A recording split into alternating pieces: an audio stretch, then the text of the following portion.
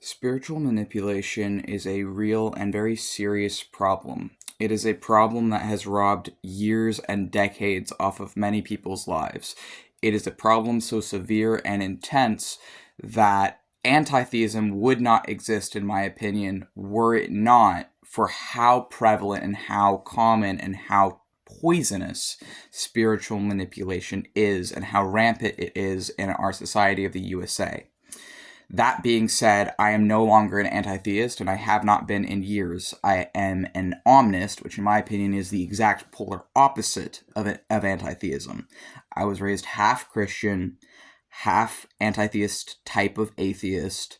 Around 20, I started doing witchcraft, and now I consider myself an omnist and a theistic Satanist, because theistic Satanism is the path I have chosen for myself when I was on the left-hand path. I am no longer on the left-hand path. My journey is one that I'm not going to go into in this video. But I think that because of how much manipulation there is, especially I want to say that online, a lot of the information and a lot of the things you're going to be seeing and a lot of the people who are going to be presenting themselves as these grand wizards and witches and whoever else and whatever else it is, a lot of it is manipulative. A lot of it is just for money or for views or engagement or to get something from the viewer. And if you don't do that, I will say as well, like if you're out here just trying to have a genuine, I don't know, discussion or say something real, your videos will not perform as well. You will get close to no views. You will get practically no engagement. And the things that are manipulative, the things using AI generative art, the things that are trying to sell you on a gimmick, the things saying that witchcraft and magic is easy and you can just manifest your reality and do whatever you want. All these things are going to get a lot more clicks and they're going to be everywhere. So it's really fucking hard, especially if you're someone who's newer to these things, to decipher and figure out what is a more perhaps useful source within occultism versus what is going to lead you to cults and what is going to lead you to someone else controlling your mind.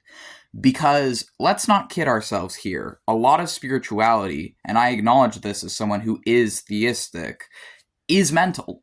A lot of it is psychological. A lot of it is mental. And whereas I no longer believe that that's all it is, I do acknowledge that because so much of spirituality is psychological and mental, if you're reliant on other people for your information on that, even within occultism and within witchcraft, which tends to be a more self-driven approach to theism, or there are also atheistic witches, and I don't want to forget them either, as I think they are a necessary gray area, although I don't personally agree with them as a former atheist myself. I just think that people need to be careful with what they're exposing themselves to on the internet. And we are not taught how to tell the gold from the shit. That is a skill that can take years to develop. That is a skill that's taken me years to develop. And it's okay if you mess up.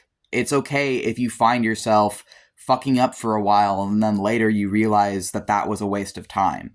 There are many things that I used to be really into that I've let go of because I realized they were a waste of time for me. And there are other things that I formerly saw as a waste of time or I saw as deceptive or disingenuous language that I've more recently adopted that language and I'm starting to use it again, such as terms like astral projection and manifestation. After leaving multiple cults, I was in multiple different cults earlier on with my journey. After leaving those cults, I found such language disgusting and it just reminded me of the cults I was in. But more recently, I've started using it again because what I realized is I don't think it's the words that are the problem. I think it's how they're being used. So if I recognize that the way I was taught about these things was deceptive and was wrong, then when I use those words, it's okay if I use them as long as I don't lead people into the things I was led into, is my stance on that. And I think that All of this crap is personal, and it's so personal that if you disagree with someone, even if someone is saying you have to do something a certain way or it needs to be this way or whatever it is, if you disagree with that, there might be a reason for that. And trust your own intuition over whatever you're seeing online, because a lot of this soulless AI slop that's being fed to you as spirit is really the robbery and theft of other people's spirits. So use your own discretion, but also you don't have to believe in and you don't have to trust all of these people out here claiming to be gurus, claiming to be like spiritually enlightened, whatever the fuck. You don't have to listen to someone just because they present themselves that way. And it's also okay to mess up, and it's okay to need more time to find yourself and to find your own path. It took me fucking decades before I even started practicing witchcraft. I started this pretty late. A lot of people start in their teens. I started when I was 20. I started practicing witchcraft at 20. I summoned my first jinni at 20. I was an atheist before then, and I was an atheist even while I was practicing the beginning of witchcraft. It wasn't until I literally summoned a jinni, and although it might have been physically invisible, I knew something was in the fucking room with me, and I had an interpreter with me as well, because I wasn't the primary summoner. I was an assistant at that time. But that day is the day I stopped being an atheist. That was the day everything in my life changed, is when I summoned that jinni.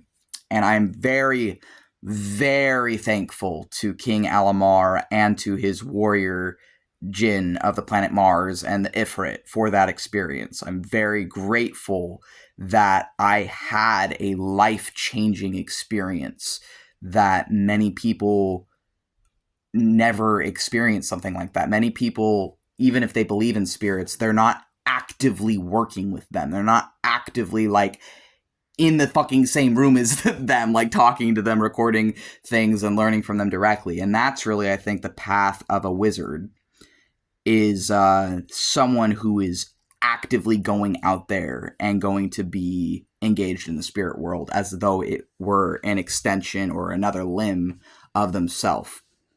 And I think that there are still ways to find spiritual nourishment despite this world of spiritual brutalism and totalitarianism and fascism and lies. There is still gold despite the mountains of shit you have to sift through.